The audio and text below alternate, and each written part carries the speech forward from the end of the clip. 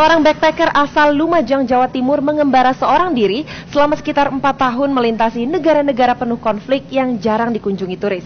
Karir sebagai ahli komputer ia tinggalkan demi mengejar mimpi menjadi jurnalis foto.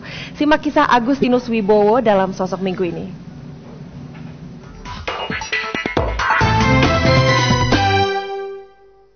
Waktu kecil saya pernah ditanya oleh guru saya di SD tentang cita-cita saya dan saya menjawab saya ingin jadi turis. Lalu guru saya mengatakan, jadi turis itu bukan cita-cita, jadi cita-cita itu harus jadi dokter, harus jadi insinyur. Nah, tapi ya alhamdulillah ya lewat 20 tahun justru saya berkesempatan benar-benar melanglang buana dan ini justru juga menjadi semacam profesi. Kegigihan Agustinus Wibowo membawanya melangkahkan kaki ke berbagai penjuru dunia. 4 tahun Agus mengembara sebagai backpacker dimulai dari perjumpaannya dengan seorang backpacker solo asal Jepang. Kala itu Agus sedang kuliah di Universitas Tsinghua Beijing. Ia tergoda dan memulai perjalanannya dari negara tetangga Mongolia di tahun 2002. Ia kemudian merambah ke negara-negara lain seperti Tibet, Nepal, India, dan Pakistan.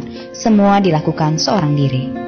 Saya pernah bekerja sebagai sukarelawan di Kashmir untuk membantu korban gempa, dan di sana itu saya melihat bagaimana perjuangan masyarakat yang dulunya mereka cukup makmur, tetapi dalam seketika karena bencana alam mereka kehilangan apapun. Tetapi yang begitu menggugah perasaan saya adalah semangat perjuangan mereka. Para korban gempa ini sudah tidak memiliki apa-apa lagi, tetapi begitu saya datang, saya diterima sebagai tamu dari negeri yang jauh. Orang-orang di sana itu sampai menyembelih ayam satu-satunya ya untuk memasak makanan yang terbaik buat saya. Bagi saya itu hal yang sangat menyentuh sekali. Setelah menjadi relawan pasca tsunami Aceh tahun 2005, Agus menolak beasiswa S2 Ilmu Komputer di Cina dan memantapkan diri memulai perjalanan ke negara yang penuh konflik dan perang, Afghanistan. 1 tahun 7 bulan ia mengembara ke pelosok-pelosok Afgan yang tak pernah dikunjungi orang asing, bahkan penduduk daerah lain. Di balik keberaniannya menyusuri tepian jurang, menyeberangi sungai dan mendaki gunung, sebenarnya Agus menyimpan ketakutan akan ketinggian. Tapi langkahnya tak pernah surut. Kisah ini dituangkan dalam buku pertamanya, Selimut Debu. Tak sekedar jalan-jalan, Agus menghindari perjalanan naik pesawat agar bisa mengupas budaya tiap negara yang dikunjungi dan menghubungkannya dengan permasalahan di Indonesia. Tentu ini didukung dengan kelebihan Agus yang menguasai belasan bahasa asing seperti Hindi, Urdu, Farsi, Rusia, Inggris, dan Mandarin. Agus telah melintasi negara pecahan Uni Soviet seperti Uzbekistan, Tajikistan, dan Kazakhstan. Semua dituangkan dalam buku keduanya, Garis Batas. Agus sudah mengenyam kehidupan di belasan negara. Saya tidak pernah menghitung jumlah negara yang saya kunjungin karena menurut saya bukan jumlahnya yang penting. Saya tidak mengejar jumlah, tetapi saya lebih ke pendalaman. Jadi kadang saya di satu negara saya tinggalnya lama sekali dan belajar bahasanya atau peradabannya dan sejarahnya.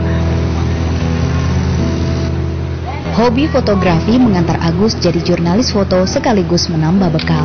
Ia bisa bertahan di perjalanan dengan berhemat dan juga sering menerima keramahan dari penduduk negeri-negeri yang dikunjunginya.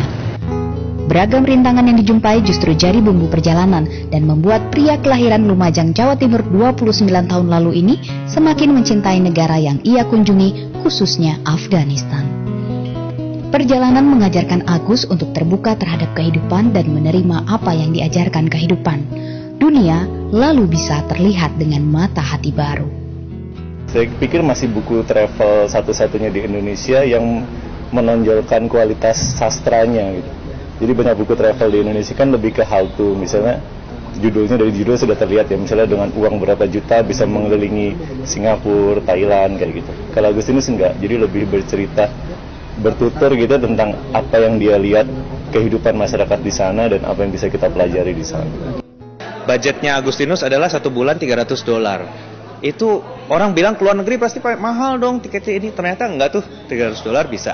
Tapi dengan semangat backpacking itu. Jadi saya rasa kalau kita masih muda, kita punya waktu, kita punya opportunity, why not? Banyak orang Indonesia yang harus jadi backpacker supaya nama Indonesia terkenal di luar negeri dan kita bisa ambil pelajaran yang bagus untuk Indonesia sendiri gitu. Agus kini menetap di Beijing, Cina, sedang mengumpulkan dana dan menyusun rencana perjalanan berikutnya menyusuri negara-negara bekas Uni Soviet lainnya, serta negara-negara Timur Tengah yang dianggapnya penuh misteri. Banyak orang yang takut ya, karena membayangkan betapa besar risiko yang akan dihadapi. Tetapi kalau tips dari saya, langkah pertama itu memang berat. Untuk berani menapakkan kaki pertama kali meninggalkan zona aman kita itu adalah yang paling berat. Tetapi begitu kita sudah lebur dalam perjalanan, semua itu mengalir begitu saja. Jadi jangan khawatir.